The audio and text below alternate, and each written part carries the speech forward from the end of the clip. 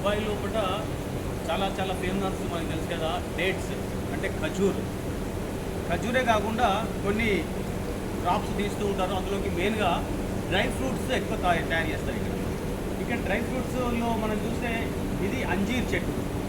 ఈ అంజీర్ చెట్టు ఇది ఎట్లా వస్తుందట అంటే యాక్చువల్లీ చెప్పాలంటే దీన్ని ఈ కాండాన్ని కట్ చేస్తారు. ఈ కట్ చేసిన తర్వాత దీన్ని నాటు పెడితే అది ఆటోమేటిక్గా ఈ చెట్టు వృద్ధిలోకి వస్తుంది. వచ్చిన తర్వాత ఈ రకంగా మనం చూస్తే ఇలా అంజీర్ వస్తుంది పచ్చిది వచ్చిన తర్వాత కొంచెం పక్వానికి వచ్చిన తర్వాత వాటిని అన్నింటిని కూడా కట్ చేస్తారు. కట్ చేసి దాన్ని డ్రై చేసి మిషన్లో చిట్కాయిస్తే ఇది డ్రై ఫ్రూట్గా మనకు చేతికి వస్తుంది. సో ఇది మెయిన్గా చెప్పాలంటే ఎడారి ప్రాంతాలలో ఎక్కువగా పండిస్తుంటారు. అంటే మెయిన్గా ఇసుక ఉన్న ప్రాంతంలో ఎక్కువగా వస్తుంది. ప్రస్తుతం దుబాయ్లో ఒక షేక్ సంబంధించిన ఒక ఫామ్ హౌస్కి విజిట్ చేసాము. ఆ ఫామ్ హౌస్లో చాలా చాలా డ్రై ఫ్రూట్ ప్లాంటేషన్స్ ఉన్నాయి.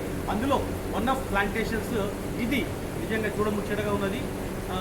ఇది ఎక్కువగా ఇక్కడ పండించరు, అయినా కూడా ప్రయత్నం చేస్తున్నారు. యాక్చువల్గా చెప్పాలంటే ఇక్కడ మెయిన్గా చెప్పాలంటే ఈ దుబాయ్లో ఈ ఇసుక ప్రాంతంలో పండించేది ఎక్కువ ఖజూర్ కూడా మనం పోయి చూద్దాం. యాక్చువల్గా अच्छा बताइए ये जो प्लांट है कितने दिन में उगता है? तकरीबन इस दिन क्या नहीं उठता है, निकलता है।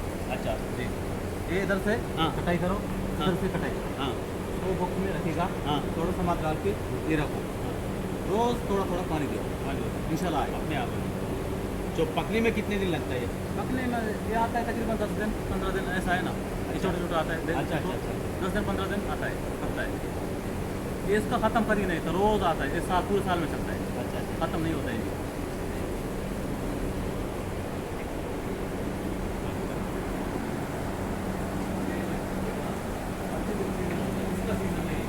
पूरा साल हर टाइम में आता है। దీనికి పర్టికులర్గా సీజన్ అంటూ ఏమీ ఉండదట. యాక్చువల్గా చెప్పాలంటే ఖజూర్కి అయితే సీజన్ ఉంటుంది మనకు తెలుసు కదా. ఎప్పుడైతే టోటల్గా ఎక్కడ కూడా ఖజూర్ మనకు కనిపించదు. బట్ అయినా కూడా కొంచెం ప్రయత్నం చేద్దాం, 1-2 చెట్ల కిందకి వస్తే కనుక.